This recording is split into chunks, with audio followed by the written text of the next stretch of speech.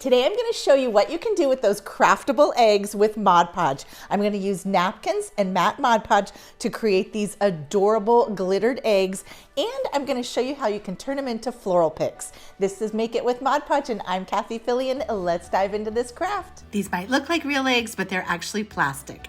I'm using paper napkins, and I'm going to use matte Mod Podge for this. I'm separating the plies of the napkin. I'm only going to use the top printed ply. I'm going to use water for the feather technique. You could cut this out with scissors too, but this is my favorite technique. I'm just painting around the image that I want with some water, and then I'm using my fingernail to feather or tear that edge. This will create a really nice edge that will blend seamlessly with our egg. So go ahead and tear out your little image that you want. This bunny was the perfect size for my eggs.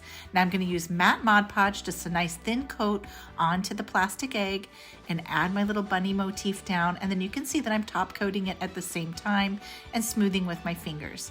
Now I'm going to let that dry, and look how cute these turn out. So adorable, just like that.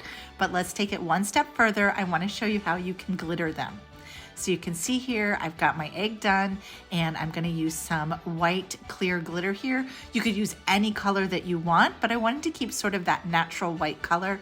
So I'm just painting on some more of the Mod Podge, and then I'm going to sprinkle the glitter on there while it's wet. It's kind of hard to see, but you can see that beautiful crystal. It kind of looks like a vintage egg.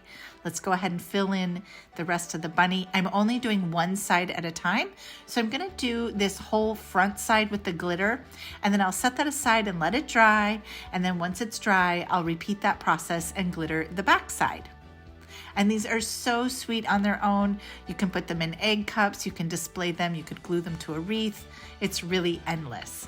All right, next I want to share with you a really fun idea on how you can create your own floral picks. I've just poked a hole in the bottom, and I'm adding a bamboo skewer to my egg. This one has not been glittered yet. I'm gonna go ahead and add that skewer in there. You can see how cute those are just on their own, but I want to go ahead and glitter them. It's actually much easier to glitter them with the stick.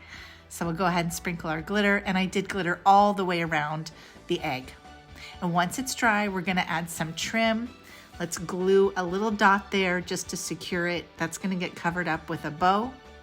And then I'm going to go in and hot glue some of this cool trim. Again, I'm going with this natural color, but you could do these all pastels. You could do whatever colors you want. So I'm just gluing that around that center of the egg. And this egg kind of had a little seam there, so it was easy to follow. And then I'll make sure it's secure at the bottom and trim that off. And then you can add a bow, you could add a little moss there, some silk flowers, little tiny paper flowers. You can really detail these out in so many different ways. It's a really fun, budget-friendly way to create some floral picks.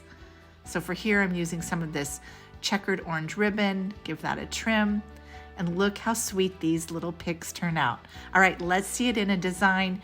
Go ahead and just poke that right into any kind of floral arrangement or a wreath. These are just too cute with a vintage vibe.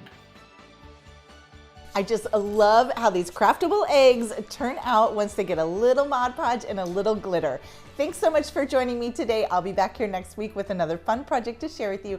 And until then, have a super crafty week. Bye.